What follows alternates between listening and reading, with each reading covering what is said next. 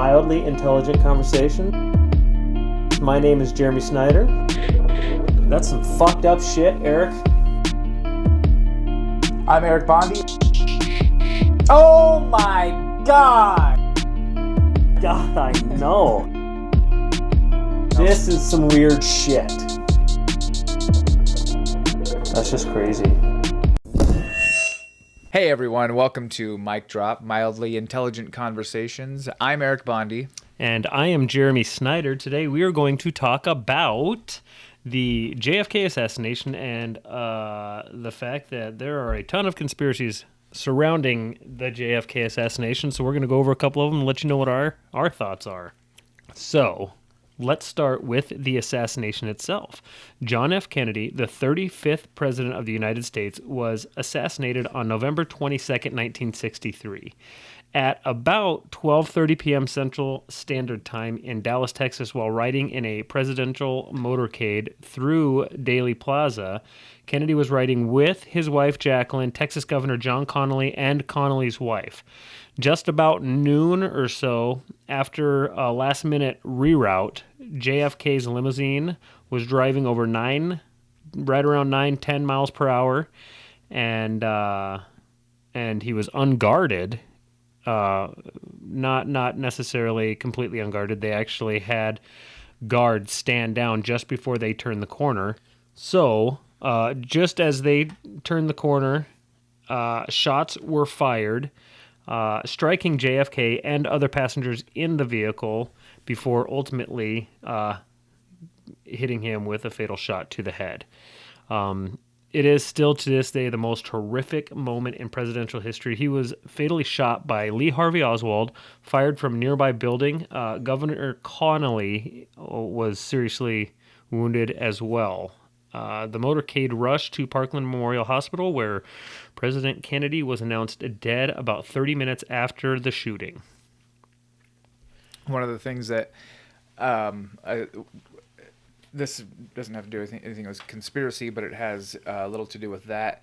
There was this scene that was described by one of the doctors where Jackie, in the video you can see the Zapruder film, you can see her, jump back to the trunk, grab the chunk of skull and the bits of brain, and as he died in the I guess the operating room or whatever, the ER room, she hands this piece of skull to the doctor, and she's like, "Well, here, will this help?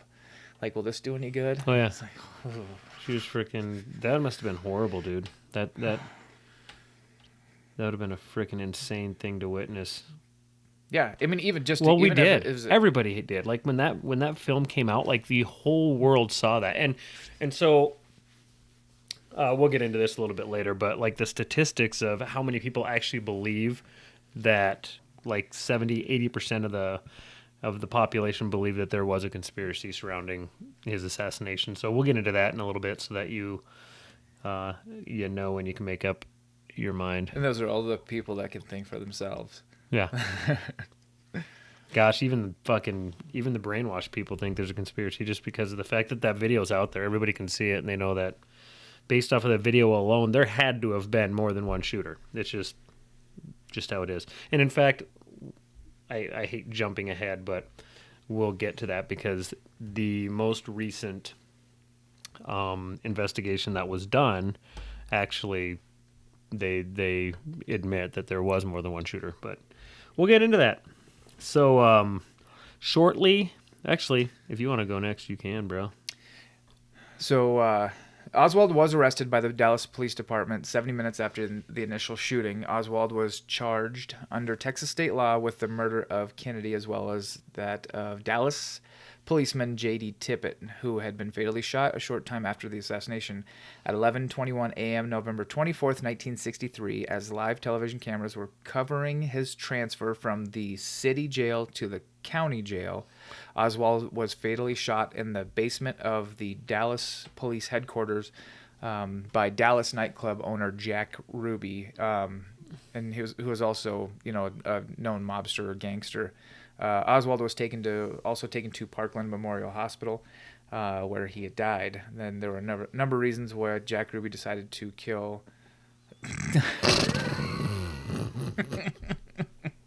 What in the fuck is that all about? There, You know what's up, right? God dang, I'm not good at spelling. that's fucking great, dude. So Oswald. Oswald. So Oswald was taken to Memorial Hospital where he died. There were a number of reasons why Jack Ruby decided to kill Oswald. But the only motive given was because he was getting revenge for the fact that he didn't want Jacqueline to have to go through the trial. He didn't want her to have to go through all the, as far as reliving all of that over and over and over. And that was his motive for killing Oswald. Freaking Oswald. Some freaking like a nightclub owner. I mean, how much sense does that make? Like, this guy is willing to throw his life away just so that Jackie Kennedy doesn't have to go through the trial of the person who supposedly had killed her husband. Yeah. And did it right there in front of all the police officers, in front of all the media, to make sure. I mean, like, in my brain, it's like he did it to make sure there was no mistake. Like, I'm doing it. I'm the one that killed him. Mm-hmm. And, God bless America. So now, obviously, there's a ton of holes in the initial story, and we're going to go through them here. And like Jeremy just said, in 2003, a poll showed that 70% of Americans believe there was some kind of cover-up. And that Oswald wasn't the gunman, or at least wasn't the lone gunman. So we're going to go over a few of the theories that are floating around out there. Some believe that the military-industrial complex was involved in the assassination because there was rumors that Kennedy wanted to withdraw troops from the Vietnam War. He was openly against the war, did not like the fact that we were there, and in fact, we would have never gone had it not been for what is believed to have been a false flag incident that happened while he was president or just before he was president, but whatever. It was between a North Vietnamese. Vietnamese, is that how it goes? Yes. It was a incident that happened between a North Vietnamese ship and a U.S. ship when they were just doing their normal rounds, and gunfire went off, and just whatever, that stupid lies. We already did an episode. If you guys remember our episode on false flags, we talked about how that whole incident went down, and we went into war in Vietnam. And anyways, so he was against all of it, and so of course the military-industrial complex, they get paid on both sides of the war, I believe. I mean, they get paid to go to war. So of course they wanted us in a war. They wanted us in a big war that lasted a long time, and any thought of getting out of that war meant money out of their pocket, so they weren't going to have that. You want to know, there's number 2. What happened? I just Do you want to say the word cabal? Or is that a Jewish word? No, cabal is like a... And like why when Sam Tripoli, shout out Sam Tripoli, we love you, man. Why is it that when he says cabal, he says, and I mean like, blah, blah, blah. Because there could be, I don't know why he says it, because there's some people that think there's a cabal, like, of just, like, elite, just a cabal in just the U.S., like a cabal of people, or a cabal of people globally, so I think that's why. So. But it's funny, because he would always say cabal. The cabal. I think it's I don't even know how it's spelled. C-O-B-A-L? I think it's, you know what? Doesn't even matter. It's not with a K, I know that. But I love it because it says cabal or cabal. However, he always corrects it, but it still sounds the same every time. Man, these mics work really, really good. Is it loud as fuck? Dude, it's so loud. I had to turn this down, so. In my ear, it's loud. But So, international banking cabal. That's another theory floated around out there, and they that could have been, Rothschilds, Rockefellers, and Morgans, J.P. Morgan Chase. Is that right? The Morgans. So the international bankers out there. There's basically the Federal Reserve. It's ran by 3 families, and they thought that at one point he was trying to bankrupt the Federal Reserve. We'll go into detail on all of these here in just a second, but that was one theory. Another theory is Lyndon Johnson himself. So it was rumored that he was having some legal issues. And I'm not sure exactly what that was. I didn't do research on that. He was having some legal issues, and it was rumored that he wasn't going to be on his re-election ticket. So LBJ figured, if he got rid of John F. Kennedy, he'd be on that ticket, and in fact, he'd be the front runner. So that's a theory. The CIA, he had clearly had distaste for the CIA. They feared that he was actually going to disband them, and they were also angry over the whole Bay of Pigs incident, which is another podcast on its own, but that was we'll go into detail as to kind of what happened there. And then the final theory that we have out there is the mob. So there's a number of mobs out there. Well, his brother was prosecuting organized crime, so a lot of mobsters were going to jail, and so of course they didn't like that. So it was kind of like retaliation, went after him. And in fact, Robert Kennedy was assassinated as well, and it was more than likely because of that as well. Who knows? But now we'll go into, that was just a quick rundown of a couple of different theories, and now we'll go into detail on each one of these so you know exactly why people believe that this is what killed John F. Kennedy. So we're not going to talk about this one, and I'm just going to just brush over it real quick. But there's another theory out there, and I heard it on a podcast. I looked it up, and I saw an article that explained that there was suppressed evidence that when they went to Lee Harvey Oswald's house, they found a notebook, and in it he was talking a bunch of green shit. Notebook. He was talking a bunch of shit about Connolly, and he had something written in there about must kill Connolly, or my next thing is to kill Connolly. So another thing. I remember that. What was that from? I don't remember, but I heard it, and that's just, I don't know if we're gonna talk about it here, but it's just another thing is it could just been an accident. He could have been. I remember that. I thought I was gonna include that because there was. But the thing is there's so much when it comes to this. There's so much that you just can't cover it all. There's just It's just they did legit find this notebook at his house, and in it he was talking shit about Connolly, like the governor of Texas. Yeah. He wanted him dead, and maybe it was just a fucking mishap. Maybe he shot Kennedy while going for Connolly. Right. That's why he purchased that magic bullet. That's exactly why. He's like, I need this one. He put voodoo. He put a voodoo hex on that bullet so it could. When he was hanging out with all those boys down in New Orleans. New Orleans. So you want me just to take this? Yeah. First start one? with that first one there. And then I'll let you take the next one. I'm gonna go after this. I'm gonna go grab my hoodie because I'm getting a little chilly. Right arm. So one of the theories is it was the mob. So there are a number of different mobs that people believe could have been behind the assassination. The Chicago mob, the Miami mob, the New Orleans mob. Each of these theories have a ton of evidence backing them up.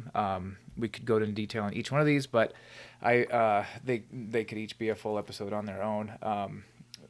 But one thing you can say about it is, Robert Kennedy, he considered himself to be like a one man, show. Like he thought he was there to, from the day he came in, he thought he was there to take care of all the gangs, all the what do you call it? Like he was there to take all the mobsters down. And the funny thing is that I think it was the day of or the day before him getting assassinated, his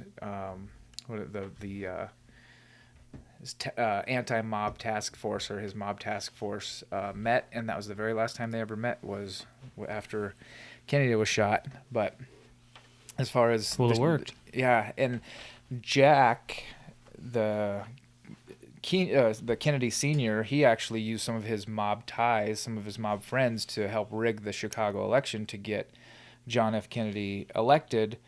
There's definitely a lot of mob and gangster individuals surrounding the presidency and the assassination. So that's what I got on that one. Yeah. I don't know if you have anything else. No, that's. I think you pretty much covered it. Yeah, dude. The mob didn't like him, and clearly he and his brother were against the mob as well. Now I think that just like anybody else, you can't grow up in a wealthy family politics surrounding that shit without actually getting tied up with the mob at some point. So I believe that they probably were in with the mob in good ways as well, but and maybe they weren't, but I know, Robert Kennedy was going after him, and so they didn't like that at all. No. So another one here is, like I had mentioned before, I got this, I'll pretend you're still here, is the military industrial complex, the MIC. Kennedy was not happy with, like I had mentioned before, that he wasn't happy with the involvement in the Vietnam War.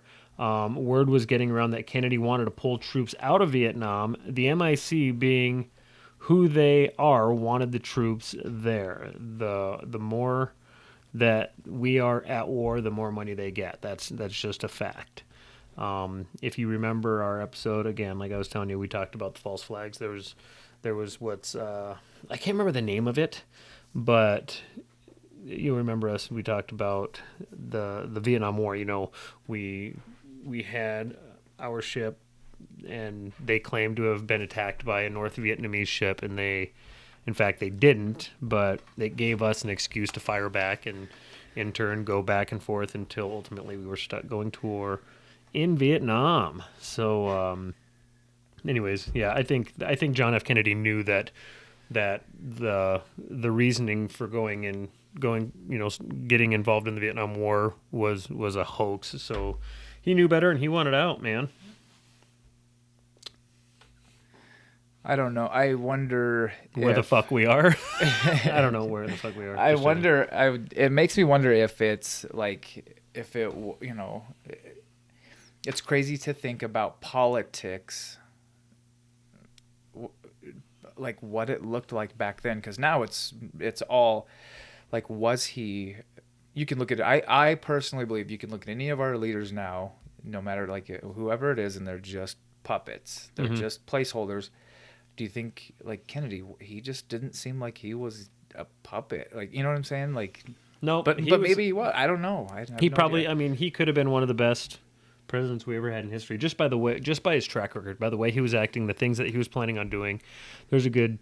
I mean, and that's why he was killed, is because he had plans that were against the norm, going against the fucking dark arts that surround our world. And he got to fucking smash Marilyn Monroe. I mean, hot chicks liked him too.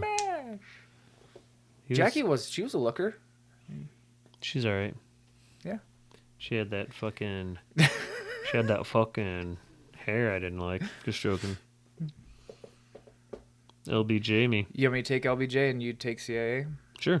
So some people believe that Lyndon Johnson had something to do with it. They say it's because he was going through some legal issues, and it was rumored that that he would not be on JFK's re-election ticket. A woman who claimed to have an affair with LBJ said she'd seen him at a party with Nixon and FBI Director J. Edgar Hoover the night before the assassination. So at this party, she claims that Johnson whispered in her ear, "After tomorrow, the Kennedys will never embarrass me again. That's no threat. That's a promise." There's speculation as to whether or not LBJ was even at this party, but that's the rumor. And again, it's all just comes down to theory. Yeah, so a lot of people in Texas did not like Lyndon B. Johnson. They just did not. Like, they hated him. And this girl was from Texas, I believe. And word had gotten out there like that. That reason itself, that evidence there, that piece of evidence, this girl claiming that he had said this at this party, actually turned out, I believe, to be false, because there was a party. I mean, they kind of narrowed it down, and he was not there. There was no way he could have been at that party because he was actually doing something else the night before. I'm not exactly sure what it was, had an alibi, whatever, but he was not at that party. So it'd be decent to just leave that whole thing out of the podcast. I remembered that afterwards, but it's part of the theory. That's part of what a lot of people said, but then later on there's not like 100% proof. It's just like later on it's believed that this happened. They also believe that the chances that he was at that party were slim. Yeah, I mean, I believe in reality. I believe that LBJ was involved. I don't think that's why. I don't think he was at that party and like talked to that chick. Yeah, but I do believe yeah. that he had something to do with it. And then, Another one here is the what did you say? Oh, I was just gonna say about just that, whatever it is, where he, as he's taking the oath, on the plane on the way home with the casket and the, Jacqueline's sitting there and he's just looking at, who's he look at? Was it Hoover, J. Edgar Hoover? Or? I can't remember. Maybe it was J. Edgar Hoover where they kind of just like gave him a wink. Yeah, just gave him a wink. He's just like, yep, that's all it took. Anyway. Another one is the CIA. The Central Intelligence Agency. They believed the theory was.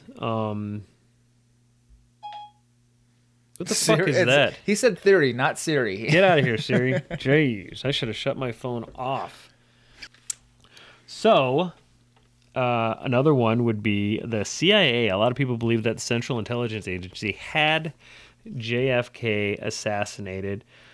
The theory, this one here, I believe, more than almost anything else, because of the fact that there's a number of reasons why the CIA would have wanted JFK dead. One, the fact, there was rumors going around that he was going to disband the CIA. They were doing a number of things, and he did not like the CIA. He didn't like what they were doing. He didn't like what they stood for.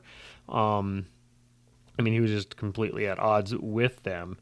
And the things that they were doing. He found out that the CIA had actually been trying to take out Fidel Castro behind his back, and then they had even confronted him a couple of times with ideas of how to be able to invade Cuba and take out Fidel Castro. One of them being the what's it called? Bay of Pigs? Northwoods? Operation Northwoods. Yes, that's where they had.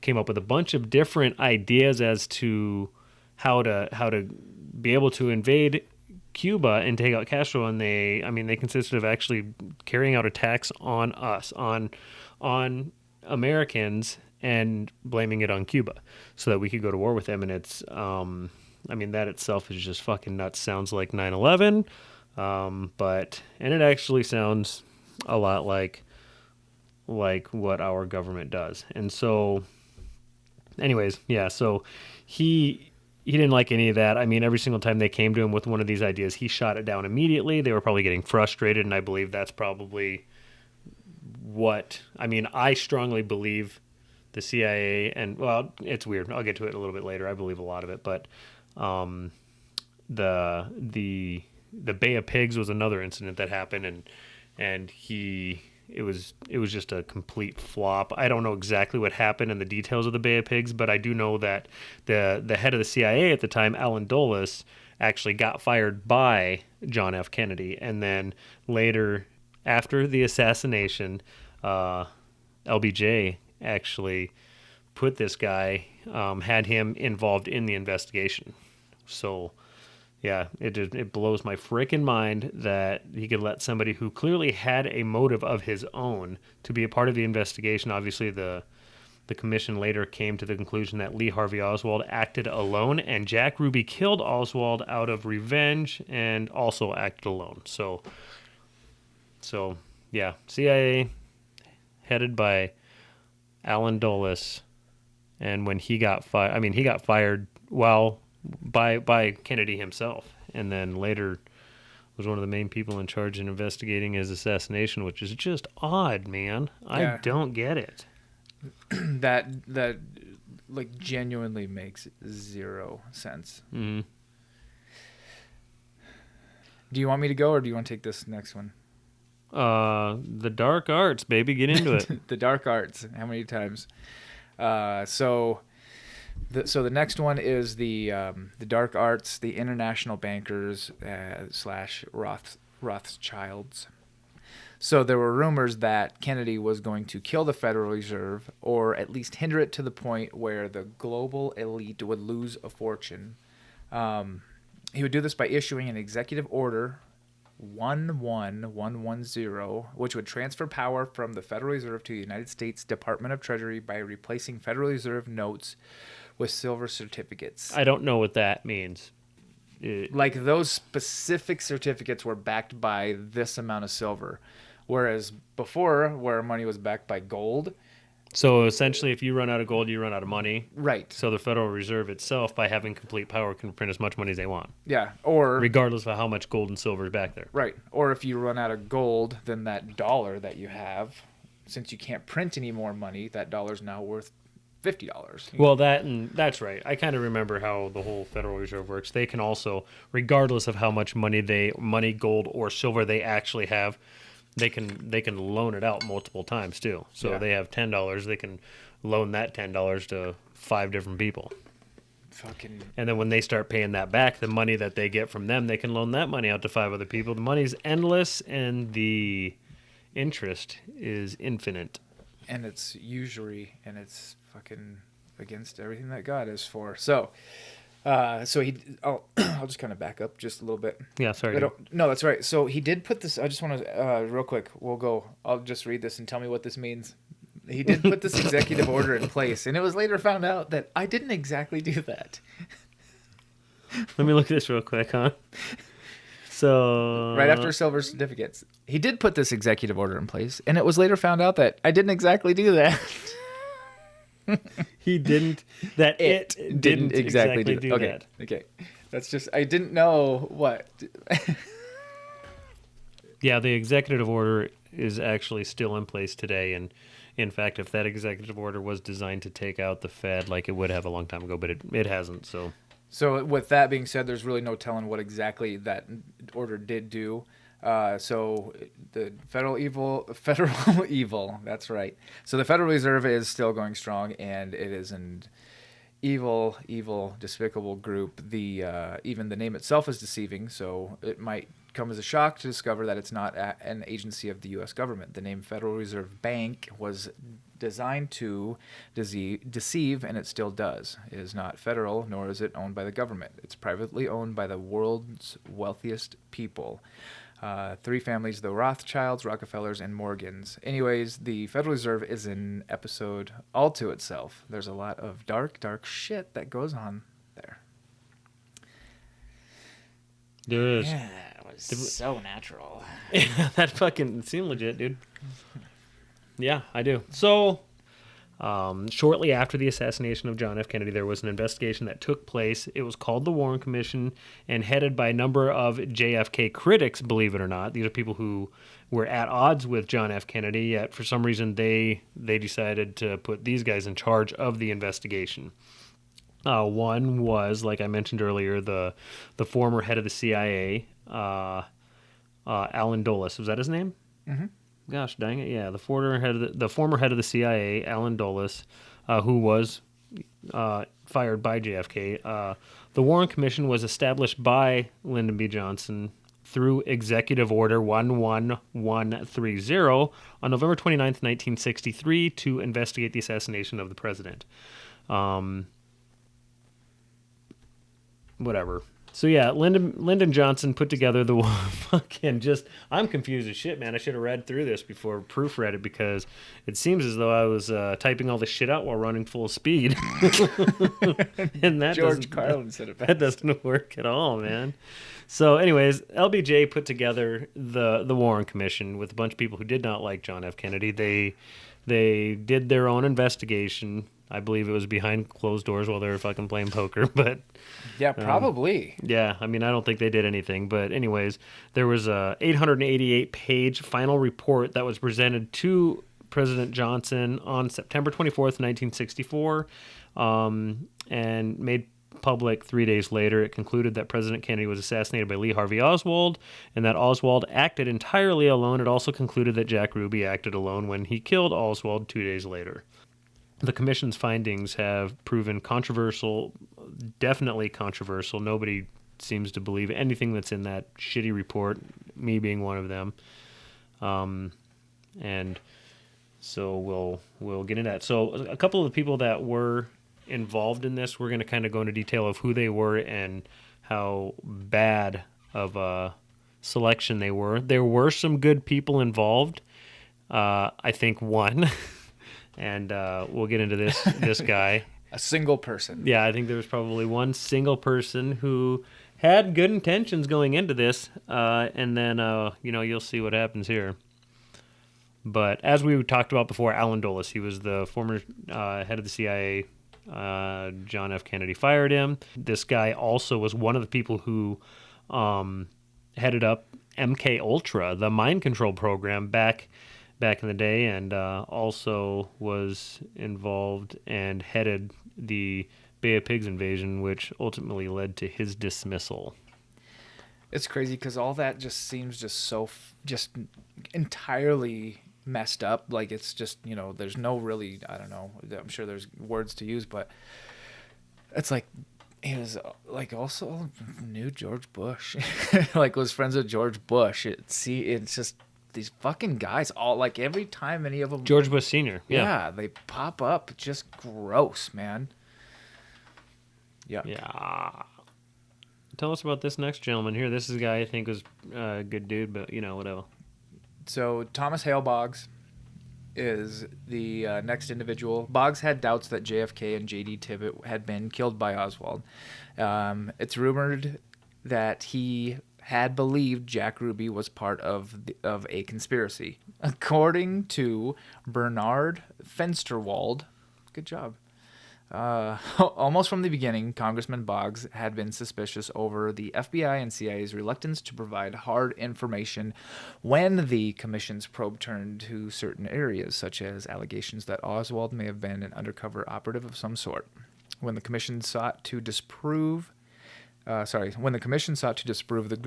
growing suspicion that Oswald had once worked for the FBI, Boggs was outraged that the only proof of denial that the FBI offered was a brief statement of disclaimer by J. Edgar Hoover.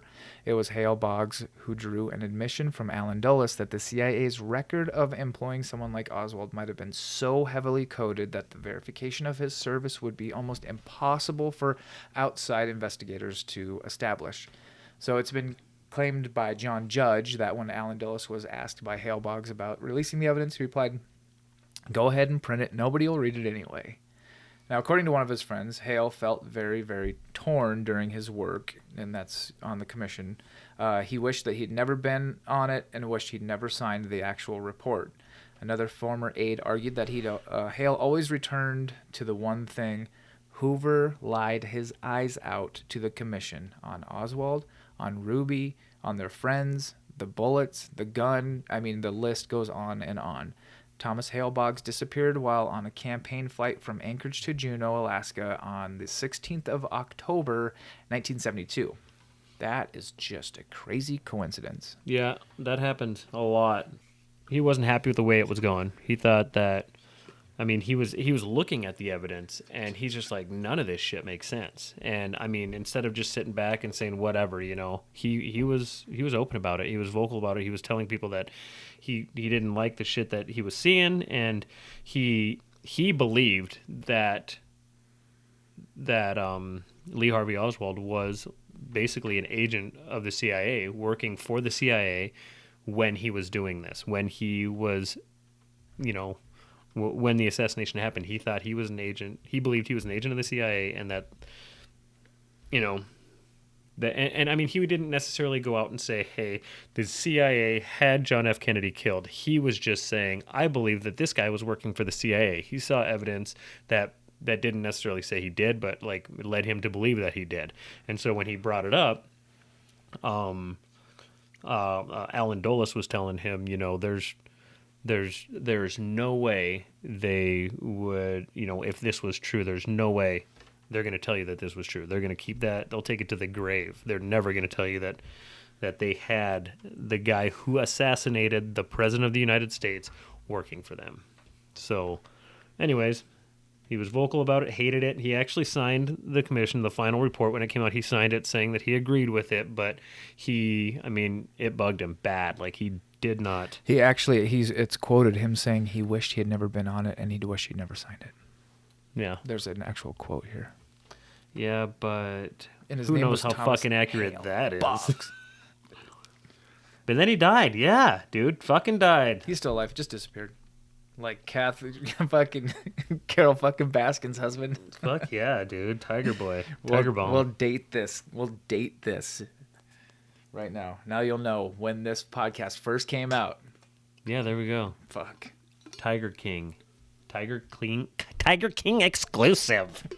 And we're back. Okay, sorry. I keep Boy, going. we've been going for 46 minutes already. I know, we're Fuck about, my butt. We're about halfway through. Let's look at some of the evidence that is out there. I mean, this is just evidence in general. One man, Mr. Jim Garrison, decided to take on his own investigation because he knew. And Jim Garrison, a lot of you guys may not know who he is. He was the district attorney of New Orleans from 1962 to 1973, and in 1973, Jim Garrison won an election to become Louisiana's Fourth Circuit Court judge, which he held until his death in 1992. But he's also best known for investigating what really happened to John F. Kennedy. He was portrayed by Kevin Costner in the Oliver Stone movie JFK. There's a ton of information that he gathered during this investigation that itself would be a 2-hour freaking episode. Like, this dude he spent a ton of his life trying to figure out what happened, and he did a really good job. But then people basically labeled him as crazy, and he wasn't. He just knew what happened. A lot of people say he solved the crime. Like, he knew exactly what happened by all the information he gathered. He figured out exactly what happened. He knew who killed the president, but because of the fact that they labeled him crazy and he was interested in fucking finding out the truth. It was like he fucking cared. Like, sorry. Not all of, I don't know. I guess I don't know if you can believe everything that's in that JFK movie, but it is a very good movie. If you guys are interested, if anybody's interested in what happened to John F. Kennedy, watch that movie because you will get a lot of information. I know that they go into like Russians were involved and everything, but they do talk about Jim Garrison, and Kevin Costner's the main guy in the movie, and he plays Jim Garrison, and it goes over his investigation, and super interesting, man.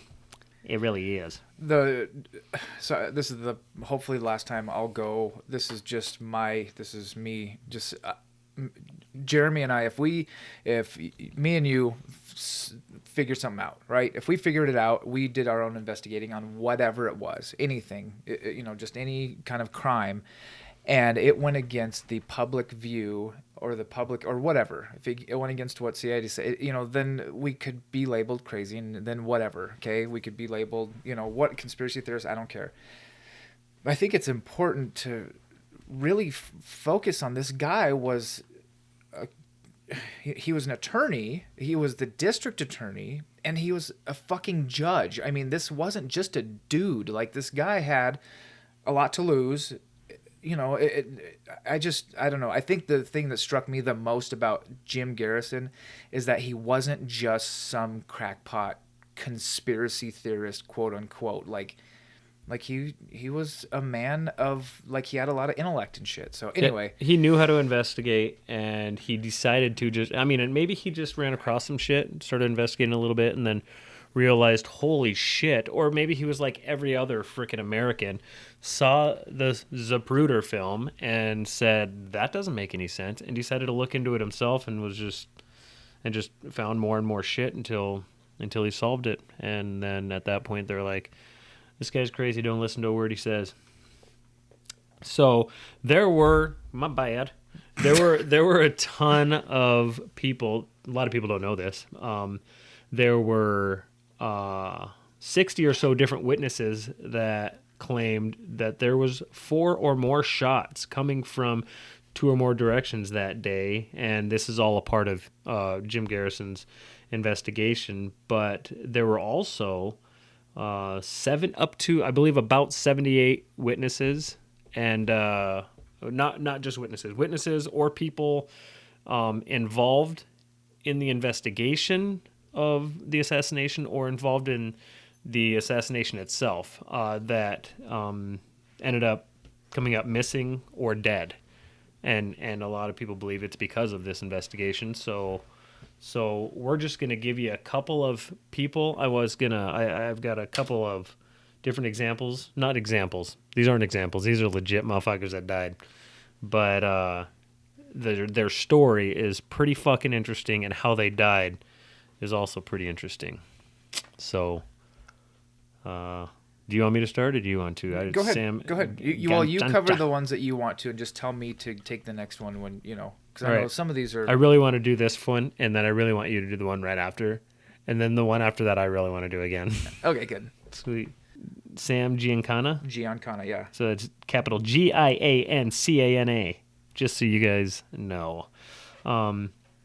He was going to testify and was actually gunned down days before testifying in front of the Senate. He was believed to have information on both the John F. Kennedy assassination and the attempted assassination of Fidel Castro. He was to answer questions about his CIA/mafia ties. So he obviously had ties with the mafia and the CIA.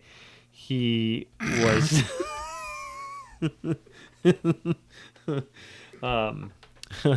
he was shot in the back of the head, and okay, so this guy who had ties with the CIA and the mafia was shot in the back of the head several times, and also shot in the mouth. That's fucking weird. Yeah, it is unknown whether the CIA or mafia had him silenced. My guess is both. They are on the same team. They are one of the same. Fuck me, bro. Jesus. That's why I hate this. So anyways, they're on the same team, though. You're right. This guy was involved with the CIA and the mafia. I mean, he had ties in both, and he had some information, and fucking ended up getting shot in the back of the head and in the mouth. Why? Because he was gonna talk. That's crazy. That has to be a mafia hit. Like they're just we're gonna. It's a symbol or whatever. Well, again, back then, dude, I think that the mafia and the CIA were one of the same. I mean, I think they were. I think there was a lot of people who were in the CIA who were either in the mafia or had family members or at least close ties to people who were in the mafia. So John Rosselli, he is also believed to have information about the JFK assassination. He did testify on his involvement in the attempted assassination of Fidel Castro. His body was found in a 55-gallon oil drum floating in the Caribbean just days after he testified. That to me, that when I learned about that gentleman right there, that was goosebumps when I was reading about him being found in that 55-gallon drum. So whatever he testified is what he testified, but he wasn't gonna say anything else after that. No, yeah, that also reeks of the mafia. No, for sure. Another guy here, and this guy. So I have assigned best friend in quotations because this was the information that I found, and this is according to what I read. But George de Morenschildt. That is going to be Mohrenschildt. Morenschildt? Chilled? Yeah, I think Morenschildt. Sure. He was the assigned best friend of Lee Harvey Oswald. He was also a known associate of Bush Sr., the director of the CIA. Now, that was the director of the CIA after Allen Dulles, I believe. Oh my God. So he claimed several times that the CIA approached him in 1962 and persuaded him to meet Oswald and become friends with him. He told Jim Garrison this and also told him that he didn't believe Oswald killed JFK. So that's why I say assigned best friend. This guy was trying to tell these people that the CIA had approached him and tried to get him to get in with Lee Harvey Oswald and wanted him to get to know him, for whatever reason. And then of course he's telling Jim Garrison he did not kill JFK. This was not Oswald. So anyways, this Morenschildt believed he was being followed by the FBI and the CIA, and actually in 1976 he wrote a letter to George Bush Sr. asking him to find a way to please leave him and his sick wife alone. In 1977 he was contacted by Gaetan Fonzi, whoever the fuck that is, an investigator for the House Select Committee on Assassinations. So this guy who was part of the House Select Committee on Investigations contacted this George de Morenschildt and telling him that he would like to see him, and that they considered him a crucial witness. Later that afternoon, Morin's child was found dead from a self-inflicted gunshot wound to the head. So later on in 1977, the House Select Committee on Investigations, they started a whole new investigation because this was just after the Zapruder film came out. Because people knew it was bullshit. Yeah, and so they wanted a whole new investigation, and the day that they contacted this dude and said, "We want to talk to you," they found him dead. So whatever. But that shit happens. I mean, the guy had fucking legit evidence and He was just unhappy. He wanted to share it. He wanted to, but he's too unhappy in his life and had to end it. Yeah, I guess. Right before he could have fucking got off the hook, maybe. Who knows? David Ferry. So now we'll move on to David Ferry. So it was announced in 1967 that David would be the subject, or would be a subject, I should say, of Garrison's investigation as a known associate of Oswald. Ferry denied knowing Oswald at all, although evidence, proved otherwise. So some believed he worked for the CIA to help frame Oswald. One of Garrison's aides said Ferry telephoned him the day after the story of Garrison's investigation broke and told him, "You know what this news story does to me, don't you? I'm a dead man. From here on, believe me, I'm a dead man." He was found dead less than a week later of an apparent suicide. That happens a lot. They say suicide because although he apparently died of natural causes, an aneurysm, he actually had wrote 2 suicide letters the same day. David's friend. So if you're gonna have an aneurysm, why the hell would you write a suicide note? Just a real quick interjection here. There's so much to all this, but the one thing about these guys is, and this has nothing to do with anybody's opinions or views, but nowadays they use, I feel like, the dark arts, the cabal, whatever. The CIA, they use like child pornography. They figure out a way to use that shit against you. Back in these days, it was homosexuality that was demonized, and that was so. One of the things is these guys, like this David Ferry, the guy that was found in a drum, I believe they were portrayed. I'm not saying they were gay, and there's nothing wrong with that, but they were portrayed to have been gay. So, I mean, that is definitely its own kind of beast to where, this guy says, "Hey, I didn't know who Oswald was, but this David Ferry was, a homosexual." And one of the reasons why he knew Oswald was from some of their interactions in that manner. So it was, if the CIA has this on him, they just have to say, "Hey, we have, this knowledge that you're this kind of guy. Come help us kill the president," or whatever, just saying, not saying that's what happened, but well, and that again, like, there's a lot of people out there who believed that Lee Harvey Oswald was gay, and again, back then that was demonized. So people like nowadays, there's nothing wrong. I mean, there should have never been anything wrong with it, but nowadays it's accepted, widely accepted. Back then, like, you could lose again, everything. it would ruin your life if they found out you were gay, and so they I mean, and maybe Lee Harvey Oswald was gay. CIA knew this, and so then they used that against him so that he would work for them. And then same thing with some of these other guys. I think, like you had said, that they used that shit. Yeah. So nowadays, you flip everybody's got a laptop, cell phone, tablet. The minute you start talking about how you're gonna expose the wrong person, they're just gonna fucking plant some child pornography on your computer, and you're you're in jail for a long time. Yep. So, and definitely not saying that there's anything that's okay with child pornography, but it's definitely horrible. It's a horrible, horrible thing. But cut all that out. Cut everything I just said out. you should, I think what Eric was trying to say is we don't like child pornography. We've never watched it, and we never will. And neither one of us feel like committing suicide. Yeah, all of that. I think that's what he's trying to say. It's just like pleading his case to not. All I'm trying to say is in 50 years, if they're like, well, he watched child porn, which nowadays is okay. I can't believe back then it was demonized. I just don't think it should ever be okay. Whereas homosexuality, that's just, that's who you are. If that's who you are, that's fine with me. Yeah. Anyway. Another gentleman who was involved in all of this shit was Hank Killam.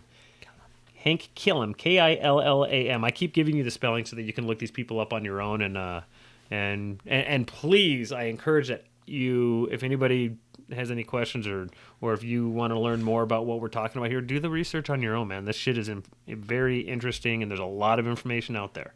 Hank Killam was a known associate of Jack Ruby, who was the guy who killed Lee Harvey Oswald.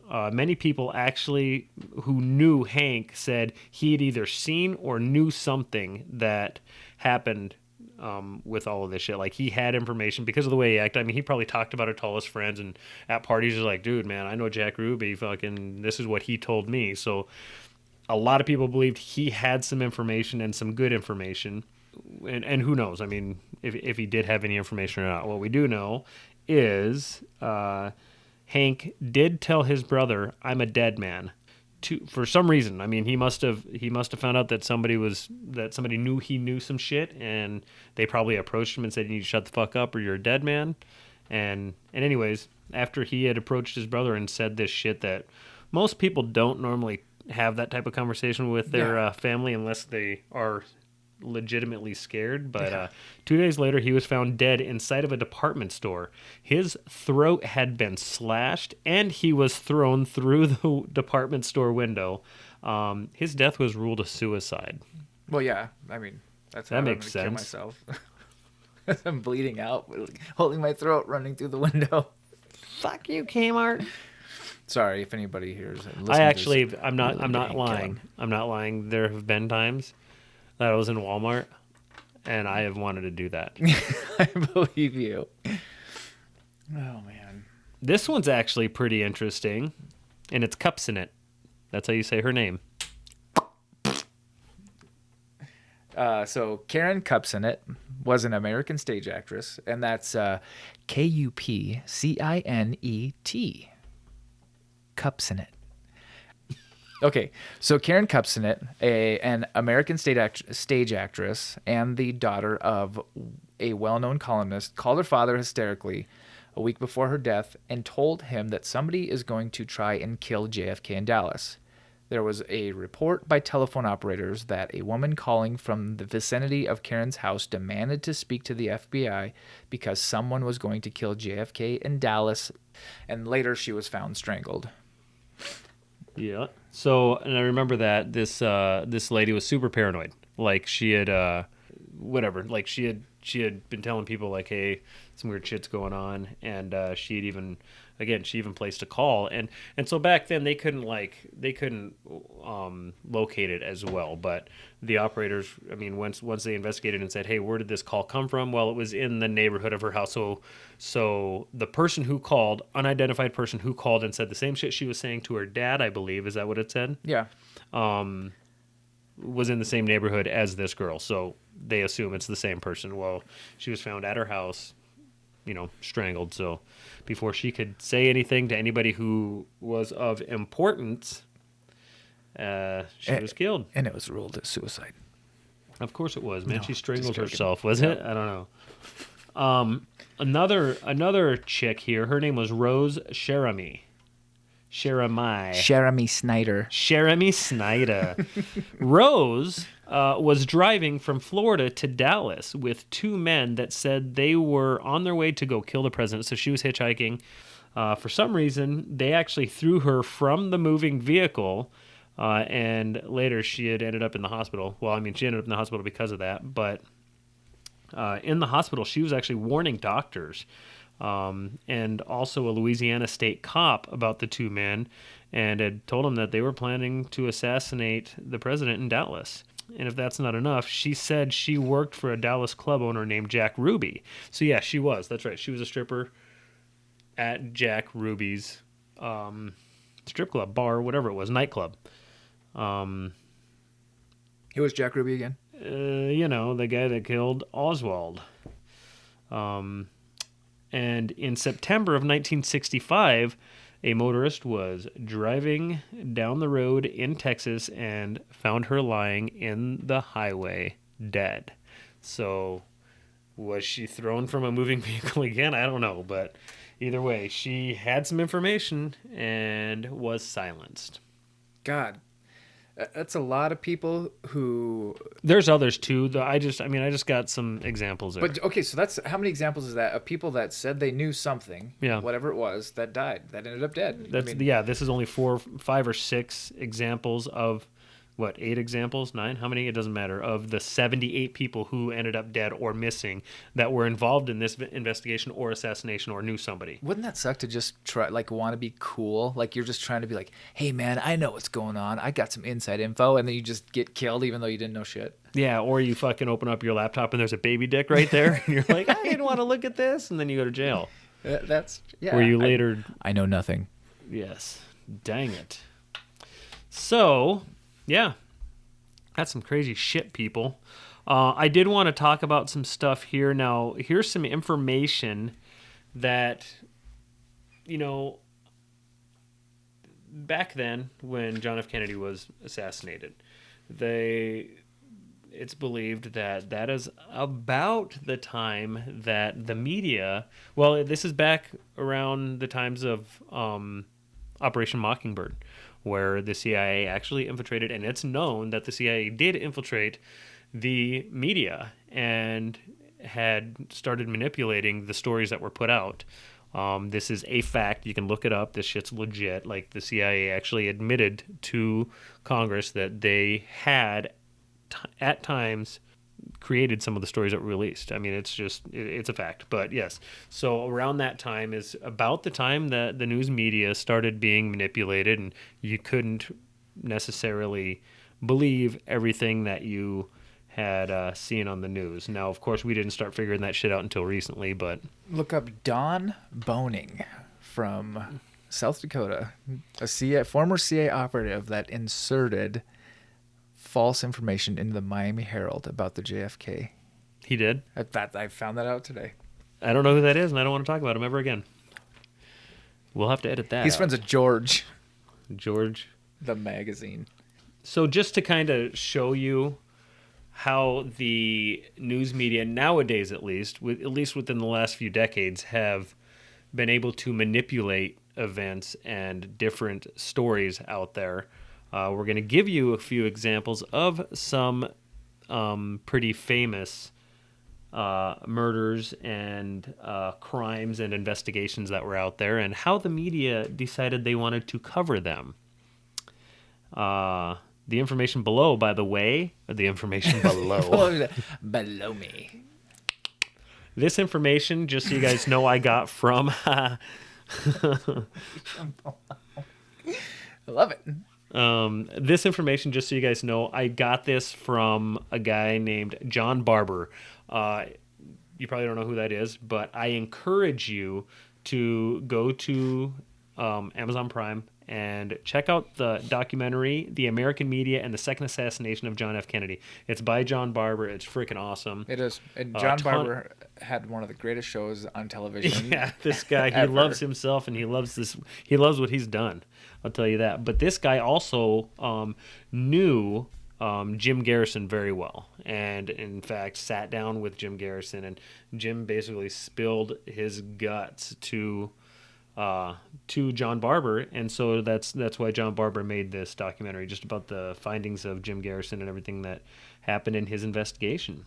And so this information that I'm telling you right now is all basically from the words of John Barber. I took it from the documentary because I thought it was super interesting and really wanted to be able to share it with you guys in this. So if you guys remember the O.J. Simpson trial, it was one of the most covered crimes in American history. Not sure if you guys remember that. Some of you probably weren't alive, but O.J. Simpson, got away with murder, pretty much.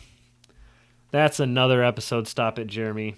But anyways, just so you know, the amount of money that was spent by the media covering this trial, if you guys could guess, go ahead. Wrong. It was $50 billion.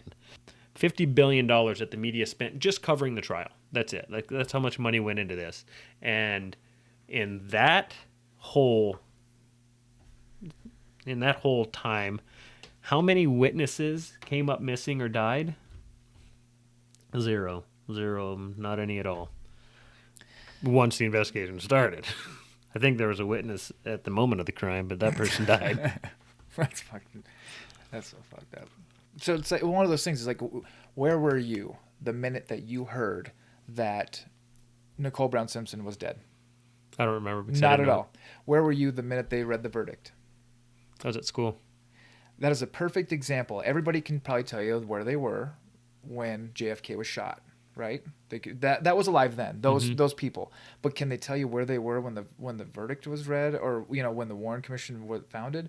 I mean, that's just a good kind of contrast or comparison to how shit changed. It's like we didn't know where we were when we found out Nicole Brown Simpson because she wasn't a leader of the country, but we remember where we were when they read the verdict of OJ because, they spent that much money on the media. The media spent $50 billion. They made sure we remembered where we were. So anyway, sorry about that. That's just something that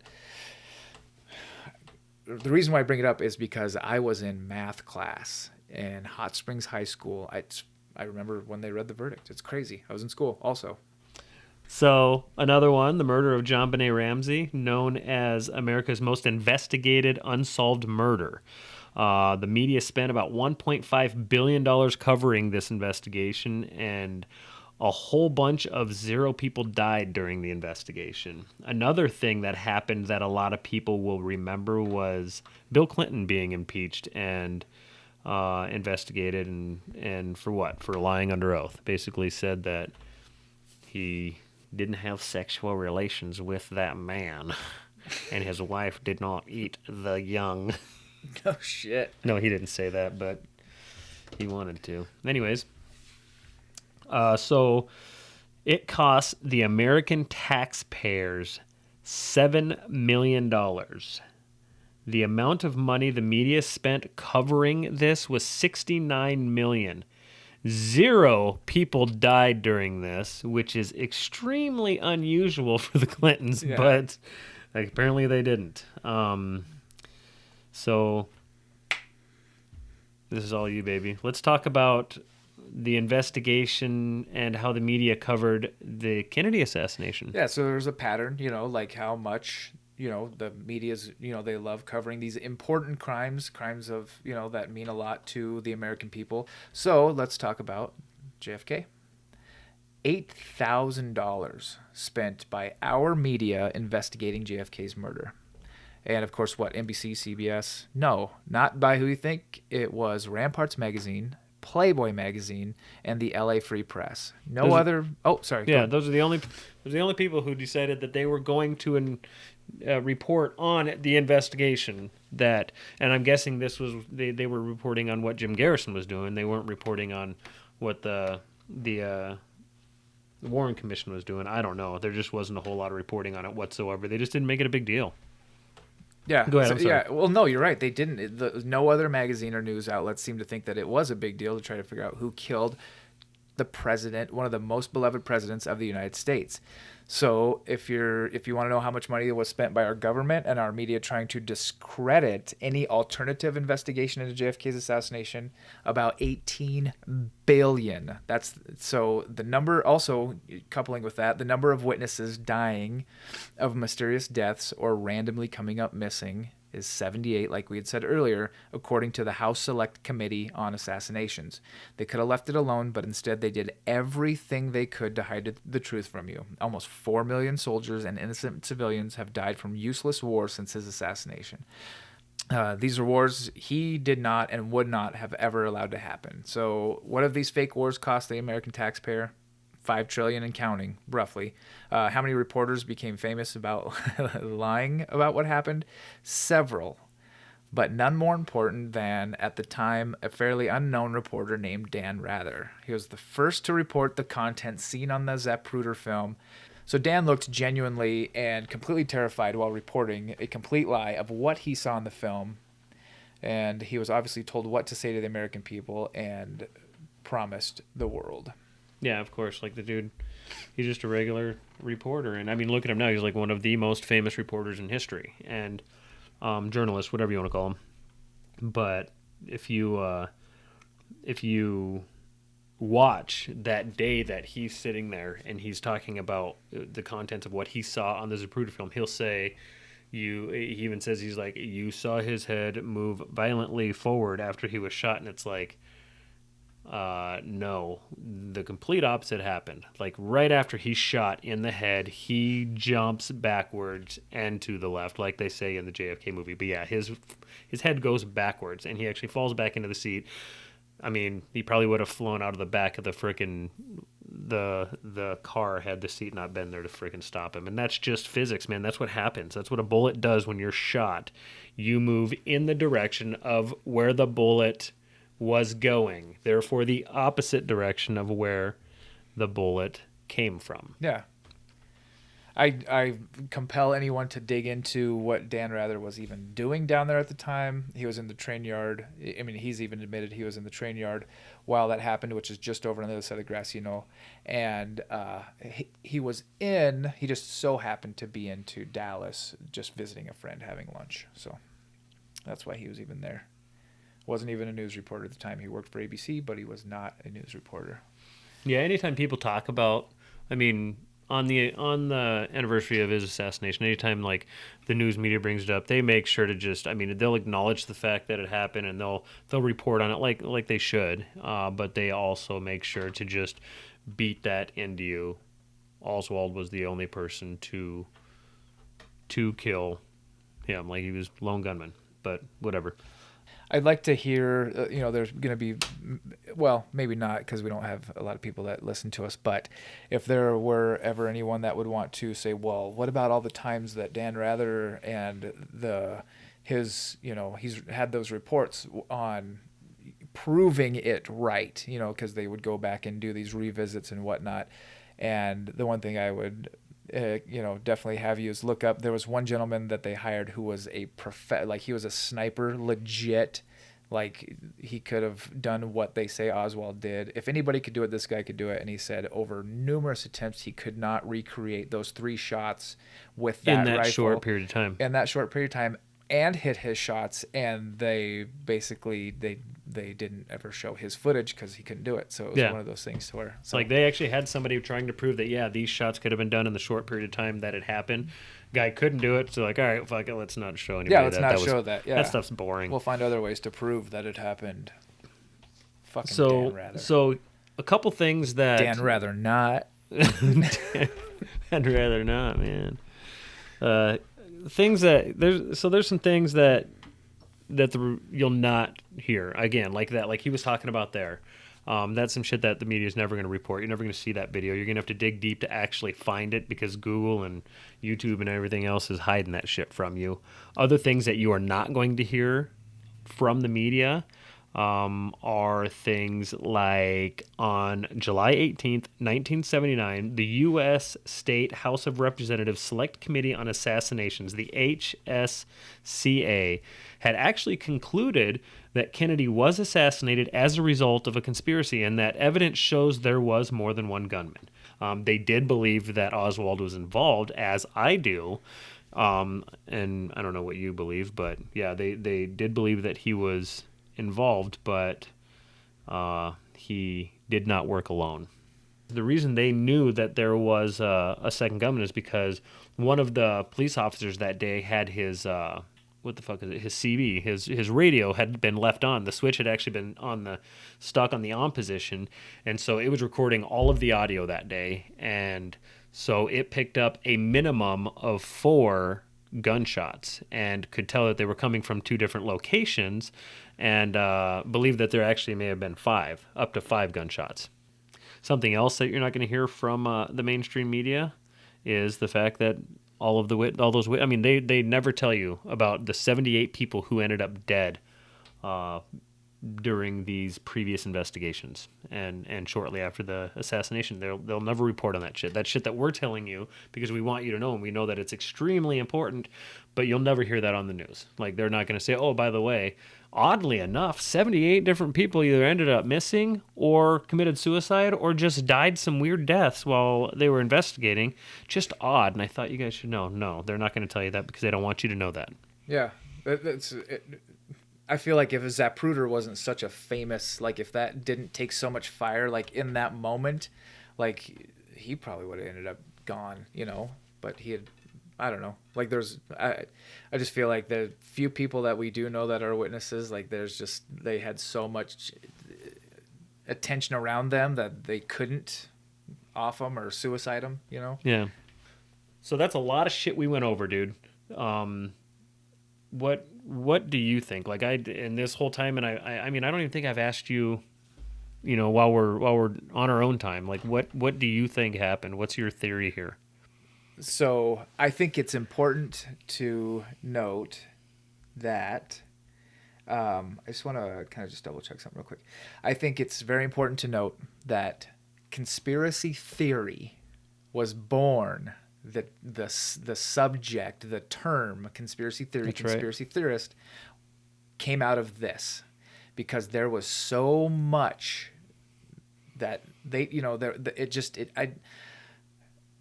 I think it went flawlessly for them, for one, whoever it was, but it didn't go flawlessly enough because we're, you know, like if there was internet back then, fuck that. There's no way. There's no way. So it didn't go over good enough because people have their own brain. They can think. Therefore, when people started questioning the official narrative, that's where conspiracy theory was born. Now, I'm proud to be a conspiracy theorist because that means I don't just follow the herd. It means that I want to make my own decisions. And I don't know. I think that's important to bring up that's where that term came from. And that term was created by the CIA, and it was created to describe the people who questioned the Warren Report. The crazies. Yeah. And so to this day, if you're looked at as a conspiracy theorist, they say you're crazy. And it's like, no, dude, it's like people who have a theory that there was something else going on. I mean, they don't just watch CNN and say, okay, well, that's what happened. That's what they told me, and then live their life. No, they say, hey, this is what CNN said, so why the fuck would they say that? And they do their own research, and they come up with an opinion on their own because they do have a brain. One of my favorite things, I'll get right back to it. One of my favorite things is I love to battle. I love to say, okay, so if this is really going on, then, you know, what about this, this, and this? And then when somebody else takes the opposing view, I liked that same exact argument. Like me and you could have opposing views, and I could not battle, but go back and forth. And then if I talk to somebody who has my view, I like to go back and forth with the opposite view. I like to argue opposite views, whether I believe them or not, because it helps me to exercise that muscle to say, wait, maybe it was this, even though I just got done arguing that it wasn't, and then I can argue. So I like doing that sometimes. Yeah, and I do this. Contrary. I get into this shit because it's super fucking interesting, because the more I research, the more I realize, holy shit, like there's a lot of shit that's going on that people don't know about. You know, when I bring it up to just an everyday person, you know, they can't even have the conversation because they just think you're crazy. So that's why it's cool to talk to people like you and other people who are into that type of shit, which with the Kennedy assassination, more people than not actually believe that there was a cover-up. So, I mean, you can have that conversation with most people and it goes well. But so stuff like 9/11 and the child sex trafficking, like those are the type of things you can't bring up because people, they're super sensitive subjects, and people just, they can't have that conversation because they just don't want to believe that the world is that fucking dark. But it is, man. It is. Yeah. And those are all for a different podcast on their own. What do you think happened, man? Okay, so I think, my personal opinion, you know, one of the first things that when Lee Harvey Oswald's, right after he got arrested, obviously, you know, he came out and said, I'm a patsy. When his brother came down to the police station, his mom said, you know, oh, you know, Lee, it's another one of Lee's assignments, you know. So, yes, I think Lee Harvey, I mean, it's known he was in the CIA, he was a CIA operative. He did something for them, whether in what capacity, it's not known, but it was known that he did something for them. I think he was involved. I think he was up in that storm drain, or up in the what's the name of the rectory or whatever. I think he was up there. I think he shot the gun. He shot the shots. The books Suppository. Yeah. Depository? What's suppository The mean? book depository. God, I fuck The some shit up suppository. sometimes, don't I? I fuck some shit up. I think he was in the suppository. So anyway, I think he was up there. I think he was part of it, 100%. I think he was working with the CIA.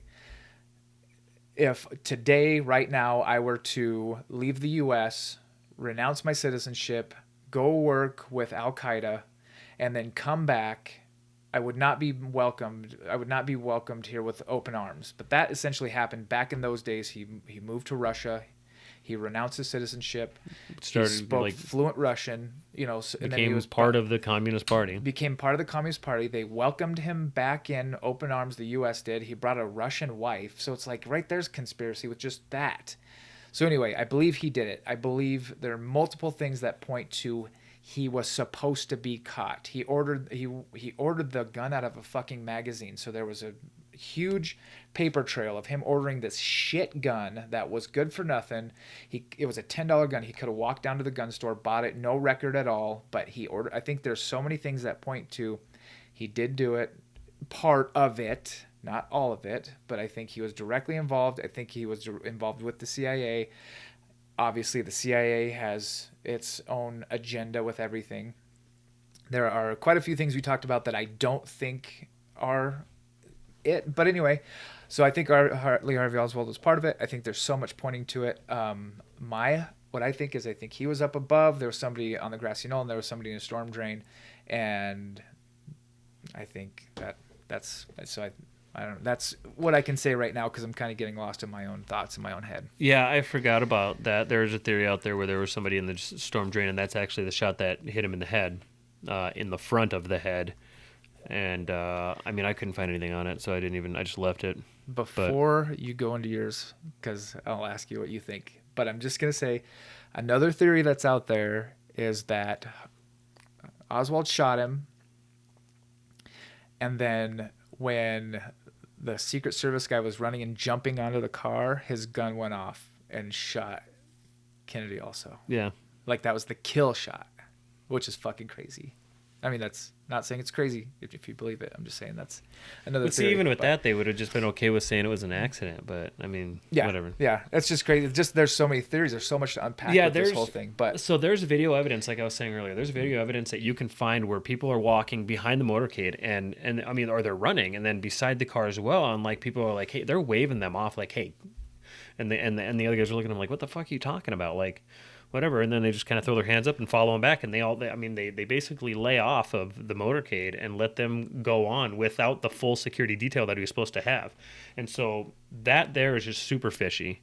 They rerouted him, took a hairpin turn just before then as well, and put him in a really sketchy spot, which is shit that shouldn't be able to be approved, but they did it. So I mean, that shows the same signs as Martin Luther King, like how he had switched rooms that day and just happened to switch rooms to the same room where dude was right across from him and had the perfect shot. So, same kind of shit lined up here. So, I mean, that proves that it doesn't prove anything, but that's super fucking fishy. I honestly believe, my theory is that the theories we listed before, I believe that essentially all of them happened. Like every party was involved. I believe that the military-industrial complex wanted to be in the Vietnam War, wanted to also be at war with Cuba, things that JFK did not want. So I believe that they, with the help of the dark arts, international bankers, cabal, whatever the hell you want to call them, the CIA, and the vice president, I believe they all, came up with a plan to make sure that Kennedy never left Dallas alive. I think there was a small group of people, maybe 30, 40 people max involved. Half were on the ground that day. The rest were knowledgeable of what was going on, but just behind the curtains, kind of like the vice president, whatever. I believe the, government officials, FBI, CIA, vice president, his people, and other high-level people. I believe Oswald was on the CIA's payroll. He was working kind of as a double agent, and I believe that he was just one of the gunmen that day. I do believe there was more than one gunman. I think I think that he had fired a shot. I don't know for sure if he had hit him. Maybe he was the shot that hit him in the back of the neck and kind of where he was holding his neck. And then I think that's it. And I think maybe he shot again and missed completely. And then I believe that whoever was in front shot him and shot. And the thing is that shot to the neck could have been it. I mean, that could have been all they needed. And then at that point, perfect. They've got their guy. He's the one guy who shot him. We wouldn't be sitting here. But they needed to make sure that this plan went through. Yeah. So they had a backup plan, and that guy was a little bit farther down the road, had a perfect shot and took it. And I believe that's what happened. So yeah, it's clear when you watch the video. I mean, you can tell 100% that shot came from the front. So the thing that's really disheartening is how long we've been doing this, just tonight, how long we've been talking about this, and how much we didn't even touch. Yeah. His car had a bullet hole in the windshield, but Lyndon B. Johnson ordered it fucking doomed. Oh, Take it down, repaint it, the car done. was destroyed immediately. It was evidence, but it was destroyed. There was a fucking bullet found on the stretcher in the hospital. Just those two things right now that we know and we know to talk about. We didn't talk because there's so much shit. Yeah, it's crazy. There's so much. We could do a part 2, a part 3, a part 4. I'm wondering if we should just frickin' do that anyways. Do you like another one? Like a part 2? No, cut this one into 2, because that's going to be a long motherfucker, dude. Okay, that's fine. We can cut it This into may 2. be 2 episodes, you guys. Yeah, this has been and long. if it is, you're catching this at this end of the second one, meaning you already know that. I think this was a good show. Fucking battery's about to die on this thing, so we're completely unfucking ready for all of this. I'm on the last fucking juice. I thought it had already switched to the other battery, so we're about done. All right. Find us on Apple. Find us on YouTube. Find us on Instagram. Yeah, check us out, man. Mic drop, guys. Mic drop. Mildly Intelligent Conversations. Thanks for watching. Boom.